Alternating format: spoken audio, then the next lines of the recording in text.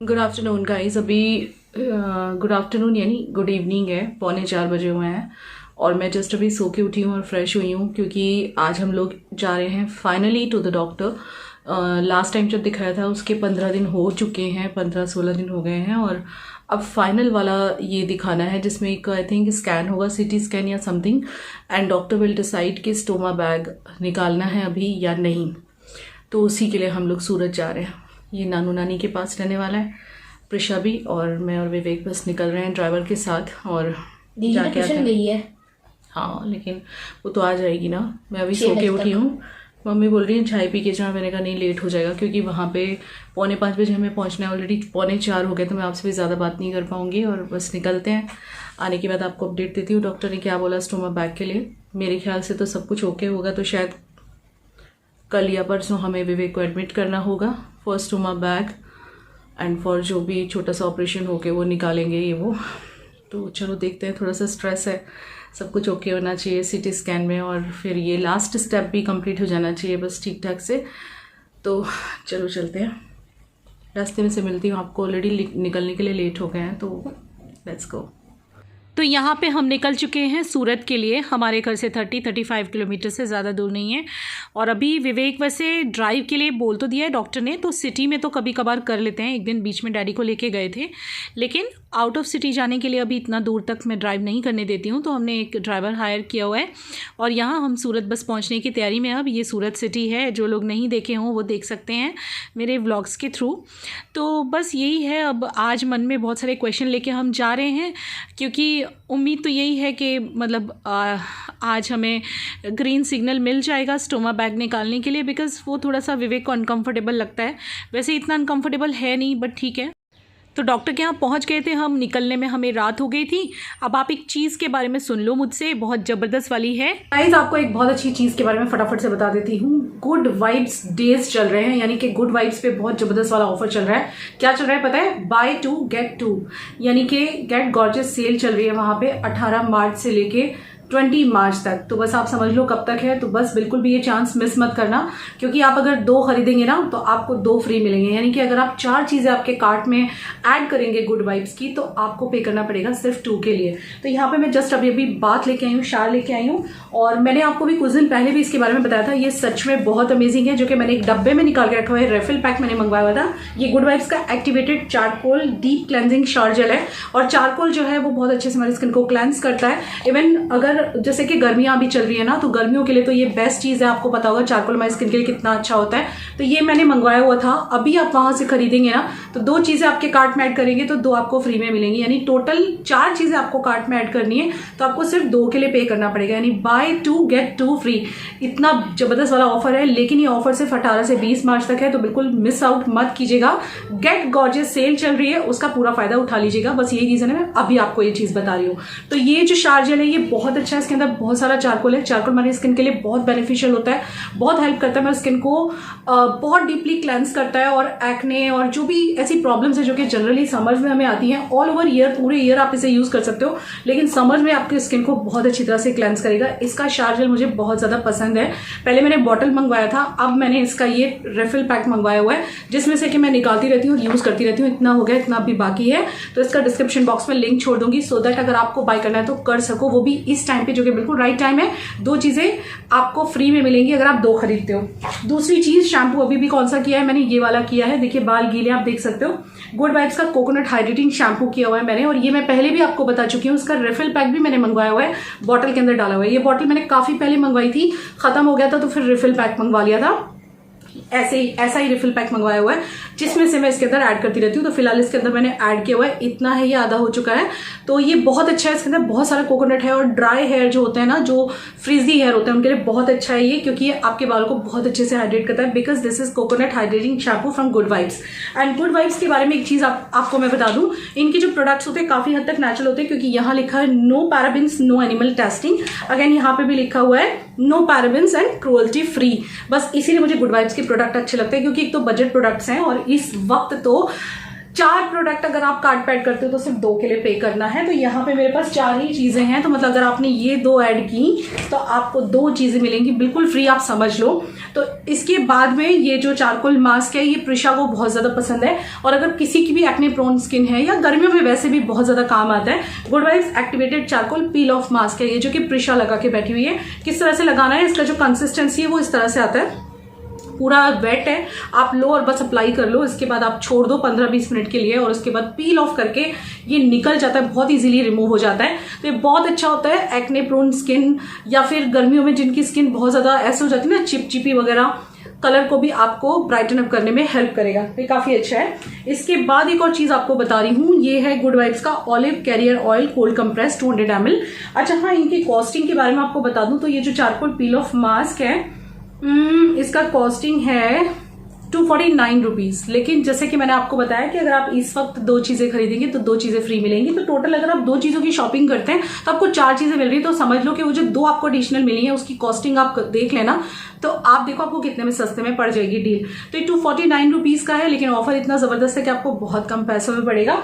और इसके साथ साथ ये जो रिफिल पैक है इसकी बात करूं तो ये 449 रुपीज का है, लेकिन अगेन आपको 2 चीजें तो फ्री मिल रही हैं।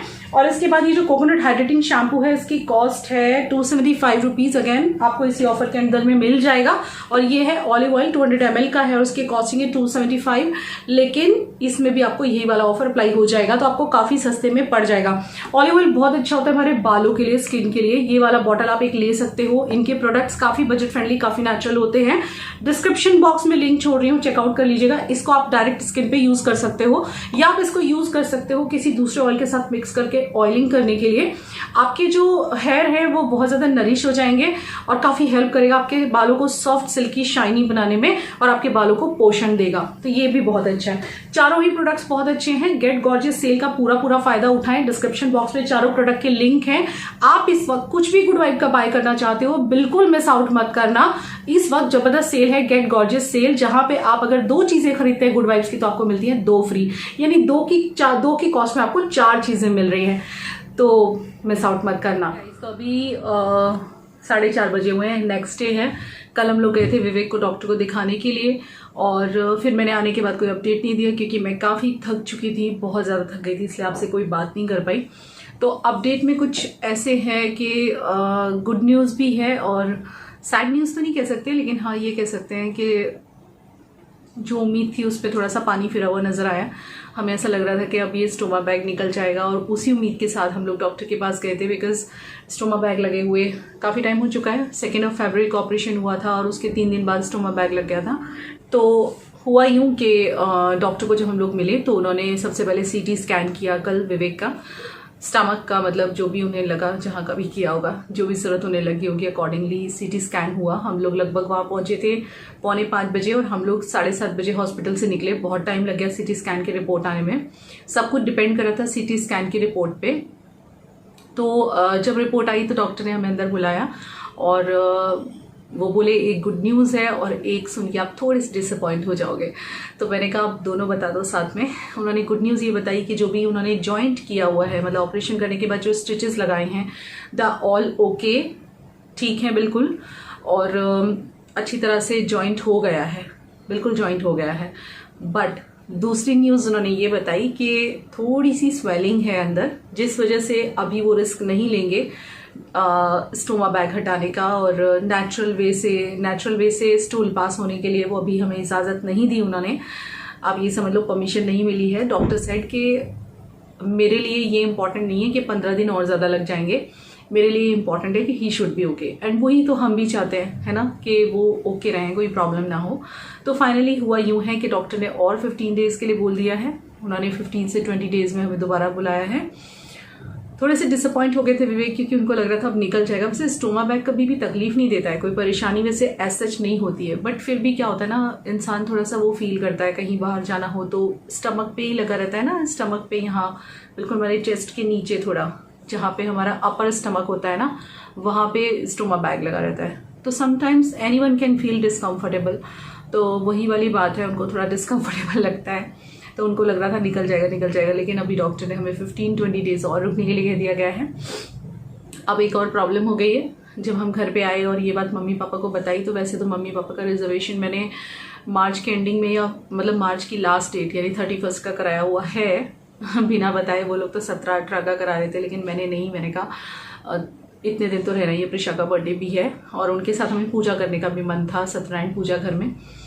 बट जब बताया तो प्रॉब्लम ये आई कि मम्मी पापा को भी थोड़ा सा अर्जेंट काम है वहाँ पे, तो वो तो वैसे ऐसे छोड़ के नहीं जाना चाहते थे। यही तो रीज़न है कि वो रुके हुए थे, अदरवाइज वो तो पहले ही चले जाते हमारे आने के बाद ही। उन्हें तो पता था स्टोमा बैग तो बाद में ही निकलेगा, लेकिन फिर भी वो बोल रहे थे नहीं दोबारा तुम्हें हॉस्पिटल जाना है 2-3 दिन के लिए, तो बच्चे अकेले रहेंगे तो वो तो हम काम पूरा करवा के ही जाएंगे। लेकिन पापा को भी कुछ अर्जेंसी आ रही है तो परेशान से हो गए। मैंने कहा आप परेशान मत हो, ऐसा है तो इतना अर्जेंट है तो फिर आप चले जाओ, हम लोग मैनेज कर लेंगे, किसी फ्रेंड के यहाँ पे बच्चों को छोड़ देंगे 2-3 दिन के लिए, कुछ तो करना ही पड़ेगा। लेकिन फिर भी पापा ट्राई कर रहे हैं कि वो रुक सकें, ट्राई कर रहे हैं, वो यहाँ से बात कर रहे हैं, जो भी उन्हें काम है कि यहाँ से ही हो जाए। नहीं हुआ इन केस तो उनको जाना पड़ जाएगा और फिर हम मैनेज करेंगे, जैसे पहले बच्चों को छोड़ दिया था 2-3 दिन फ्रेंड्स के यहाँ पे। ऐसे तो यहाँ हमारे काफ़ी सारे फ्रेंड्स हैं जो सपोर्ट करते हैं, और लेकिन देखते हैं। वैसे मम्मी पापा का दिल नहीं है ऐसे बीच में छोड़ के जाने का।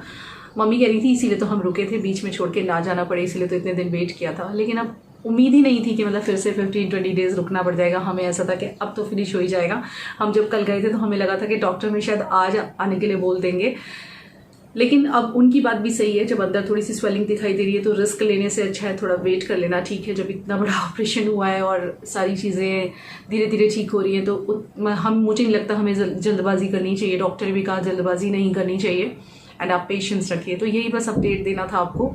और अभी मैं तैयार बैठी हूँ क्योंकि मैं कुछ शूट्स वगैरह कर रही थी, 2-3 शूट मेरे बाकी पड़े हुए थे, तो अभी मैंने कहा चलो इस टाइम पे कर लेती हूँ। 4:30 बज रहे हैं, सुबह से काम करते करते टाइम का पता ही नहीं चला। और आज अभी और पापा की तबीयत थोड़ी नासाज जैसी है। दोनों सब्जी वब्जी लेने गए थे, साथ में हमेशा जाते हैं, जब पापा सब्जी लेने जाते हैं अभी हमेशा साथ में जाता है। तो दोनों गए थे, आए और दोनों को हल्का सा जुकाम जैसा है, तो दोनों को दवाई दे के मैं कहा दवाई खा के दोनों सो जाओ। तो दोनों सो रहे हैं, विवेक और मम्मी टीवी देख रहे हैं, प्रिशा ट्यूशन में है और आंटी आए हुए हैं बर्तन साफ करने के लिए। मैं कहा चलो मेरी शूट कर लूँ, पहले आपसे बात कर लूँ, अपडेट दे दूँ कि ये अपडेट है। तो अब बस 15 डेज और रुकना पड़ेगा। सपना था हमारा जो कि अधूरा ही रह जाएगा ऐसा लग रहा है। सपना था मम्मी पापा के साथ सत्यनारायण भगवान की पूजा करने का घर में, लेकिन अब लेट्स सी व्हाट हैपन्स। क्योंकि अगर मतलब हमें 15 दिन बाद बुलाया तो 31 तो ऐसे ही आ जाएगी, ये लोग चले जाएंगे। जब हम हॉस्पिटल से लौटेंगे तुरंत चले जाएंगे और फिर अकेले पूजा करनी पड़ेगी। विवेक की इच्छा थी मम्मी पापा के साथ पूजा करने की। विवेक को मैंने समझा लिया है, मैंने कहा देखो जब इतना इंतज़ार किया है थोड़ा और सही, लेकिन चीज़ें राइट तरीके से राइट सीक्वेंस में होनी चाहिए। जब डॉक्टर कह रहा है कि रुकना चाहिए तो हमें रुकना चाहिए, जब इतना रुके हैं। लेकिन हाँ, that's a very good news and आप लोग भी बिल्कुल मतलब अब आपके मन में शांति कर लीजिएगा इस बात से कि जो उनका जॉइंट है, जो जहाँ पे स्टिचेस थे वो प्रॉपर जॉइंट हो चुका है। डॉक्टर ने कहा है बस और बस थोड़ी सी स्वेलिंग है जिसके लिए उन्होंने मोर 15 डेज रुकने के लिए बोला है, दैट्स इट, बाकी सब कुछ ओके है। तो यही न्यूज़ आपको बतानी थी। अब देखिए हमारा सपना पूरा होता है कि नहीं मम्मी पापा के साथ पूजा करने का। मैं कोशिश कर रही हूँ, मैं तो जाने ही नहीं देना चाहती इन लोगों को, लेकिन पापा है कि मान ही नहीं रहे। वैसे भी उनको काम है वहाँ पे 2-4, उनके भी अपने कुछ काम है भाई, तो वो नहीं मान रहे हैं, कह रहे हैं दोबारा आ जाएंगे हम, लेकिन अभी हमें जाना होगा। लेकिन फिर भी वो ट्राई कर रहे हैं कि काम यहाँ से हो जाए तो हमारा काम कंप्लीट करा के वो जाएँ। पर मैंने उन्हें बोला है कि आप इतना भी टेंशन मत लो, कर इतना अर्जेंट है तो कोई बात नहीं, हम मैनेज कर लेंगे। क्योंकि देखो इतना भी स्वार्थी मैं नहीं बन सकती अपने काम के लिए उनके काम बिगड़वा दूँ, बस यही है। चलिए फिर मैं ये शूट कंप्लीट कर लेती हूँ, इसके बाद आराम से बात करते हैं। आपको बस यही अपडेट देना था, शूट करने के लिए बैठी हूँ। आप लोग हमेशा कहते रहते हो ना एक ही हेयर स्टाइल में आते हो दीदी, इसलिए आज मैंने ये इस तरह से क्लचर लगाया हुआ है बालों में। और कुछ लोग मुझे कहते रहते हैं जब मैं शूट करती हूँ कि आप तो एक ही टाइप का हेयर स्टाइल रखते हो। तो यार मैं आज आपसे एक बात पूछना चाहती हूँ कि कौन सा इंसान बार बार अपना हेयर स्टाइल चेंज करता है? और वो लोग कर लेते हैं जिनके बाल बहुत हैवी होते हैं, तो वो तरह तरह के एक्सपेरिमेंट कर लेते हैं। बट हम जैसे लोग जिनके बाल काफ़ी पतले हैं तो वो बार बार एक्सपेरिमेंट अपने बालों के साथ नहीं कर सकते। और कुछ रीजंस होते हैं, अपने बाल थोड़े से थिन होते हैं, हल्के होते हैं, जिस वजह से किसी टाइप का हेयर स्टाइल रखना पड़ता है जिससे कि थोड़े से बाल घने लगे। मैं एक यूट्यूब चैनल चलाती हूँ और जिसमें मुझे ब्यूटी वीडियोज़ भी बनाने होते हैं, सब बनाने होते हैं, तो मुझे थोड़ा सा अपने आप को अच्छा दिखाना पड़ता है। और हेयर स्टाइल मुझे उस टाइप का रखना पड़ता है कि मेरे बाल थिन है तो वो थिन ना लगे, क्योंकि मेरे बाल वैसे बहुत थिन है। मेरे बाल में वॉल्यूम है इसलिए आप लोग को पता नहीं चलता, अदरवाइज मेरे बाल काफ़ी थिन है। और ये अब से नहीं है, पहले से थिन है, और बच्चों के होने के बाद थोड़े से ज़्यादा थिन हो गए। लेकिन यार ये तो ज़िंदगी है, चलता रहता है ये सब, ऐसा कुछ नहीं है, नथिंग न्यू। चलो मैं आपको आराम से मिलती हूँ, अभी अपना शूट मैं फिनिश कर लूँ, फिर मिलती हूँ आपसे। तो शूट करने के बाद डायरेक्टली मैं किचन में आ गई थी, क्योंकि मुझे बनानी थी सब्ज़ी, और आज मैं खुद बना रही थी। तो मैं बना रही हूँ पालक और आलू की सब्ज़ी, और बहुत ही सिंपल मसालों के साथ। सिंपली पहले आलू को मैंने गलाया है, प्याज और लहसुन डाल के पहले भूना था, हींग ज़ीरा डाल के, और फिर आलू थोड़े से पका लिए, बिकॉज़ आलू अगर एक ना पकाओ ना तो फिर पालक बहुत जल्दी गल जाता है और आलू रह जाते हैं। तो पहले आलू पकाती हूँ मैं, जब हाफ़ कुक हो जाते हैं फिर ऊपर से मैं डाल देती हूँ पालक को मैंने धो के ऑलरेडी इसका पानी निचोड़ के रखा हुआ है। और बस हमारी पालक आलू की सब्ज़ी हो जाएगी तैयार, जिसके साथ होंगी हमारी रोटियां और दाल राइस। विवेक दाल राइस ज़रूर खाते हैं, चाहे थोड़ा सा ही खाएं, लेकिन वो रात को ज़रूर खाते हैं। तो यहाँ पे मेरा कंप्लीट हो जाता है सब्ज़ी, और इसके बाद अब मुझे दाल चावल वगैरह चढ़ाने हैं। मम्मी पापा भी बिज़ी हैं, विवेक के साथ कुछ ना कुछ बातें चल रही हैं उनकी बैठ के। और यहाँ पे इस रूम में पढ़ रही है प्रिशा, वैसे भी उसका 10th का एग्जामिनेशन है इस बार, तो बस यही रूम में इसी जगह पे बैठ के अक्सर पढ़ा करती है। क्योंकि कुछ लोग तो पूछते रहते हैं कि वो पढ़ती भी है या नहीं। जी हाँ, वो बहुत सारा पढ़ाई कर रही है, अपनी परीक्षाओं की बहुत अच्छी तरह से तैयारी कर रही है। यहाँ किचन में बच्चे बना रहे थे अपने लिए हॉट चॉकलेट। कल जब मैं मार्केट गई थी, विवेक के साथ गई थी थोड़ी देर के लिए, तो हॉट चॉकलेट लेके आए थे हम लोग। ये अभी बहुत दिनों से मुझसे डिमांड कर रहा था, तो बड़ा खुश है, वही आपको बता रहा है, बहुत खुश है कि आज तो हम हॉट चॉकलेट पियेंगे। क्योंकि जनरली जब हम कहीं रेस्टोरेंट वगैरह में जाते हैं तो ये कई बार मंगाता था, इसे अच्छा लगता था, तो इस बार ये मेरे साथ बेकरी आया हुआ था अभी, तो पीछे पड़ गया, मम्मी हॉट चॉकलेट ले लो, तो मैंने ले लिया है। माँ पापा के जाने की बात से मेरा दिल पूरा अंदर से टूट गया है। मतलब मैं क्या बोलूँ आपको, मैं जाने तो नहीं देना चाहती, लेकिन अब देखो उनकी प्रॉब्लम ही ऐसी है, उनकी भी अपनी प्रॉब्लम्स हैं। देखते हैं, मैं जहाँ तक रोक सकी उनको ज़रूर रोकूंगी, क्योंकि मुझे पता है आप लोग भी बहुत पसंद करते हो, मम्मी पापा को बहुत प्यार करते हो, और मैं तो करूँगी ही, क्योंकि मेरे पेरेंट्स हैं वो। ऑब्वियसली जब से आए हैं घर में वक्त कहाँ निकल रहा है, सुबह से रात हो जाती है पता ही नहीं चलता। और वही चीज़ मम्मी भी बोलती हैं कि कहाँ सुबह से रात हो जाती है पता ही नहीं चलता, वहाँ तो हम बोर होते रहते हैं। मैं उनके अकेलेपन को बहुत अच्छी तरह से समझती हूँ, और सबके बहुत प्यारे कमेंट्स मिले जब मैंने अपने मन की फीलिंग परसों व्लॉग में शेयर की थी कि भाई माँ बाप को कभी अकेले नहीं छोड़ना चाहिए। थैंक यू सो मच, आप लोग इतना समझते हो, after all you are my family. तो यहाँ पे इनका हॉट चॉकलेट बन गया। अब मैं अपनी चाय वगैरह बनाऊंगी, थोड़ी सी लेट हो गई आज चाय बननी, बट कोई बात नहीं, घर में ही तो हैं हम लोग। एक्चुअली होता क्या है, गप्पे बहुत मारते हैं हम लोग सब बैठ के, मैं, विवेक, पापा, मम्मी। बीच बीच में मेरा काम करती हूँ, शूट करती हूँ, और साथ में गप्पे लगते रहते हैं, इसलिए टाइम लग जाता है। और भाभी आके जा चुकी हैं, शाम को बर्तन वगैरह करने आती है, मेरी सब्ज़ी करने के बाद वो बर्तन करके गई हैं। और यहाँ पे ये दोनों अपने पापा के पास बैठ के हॉट चॉकलेट जो है पीना चाहते हैं, तो मैंने कहा चलो तुम दोनों यहाँ बैठ के पियो, मैं बना लेती हूँ उतनी देर में चाय।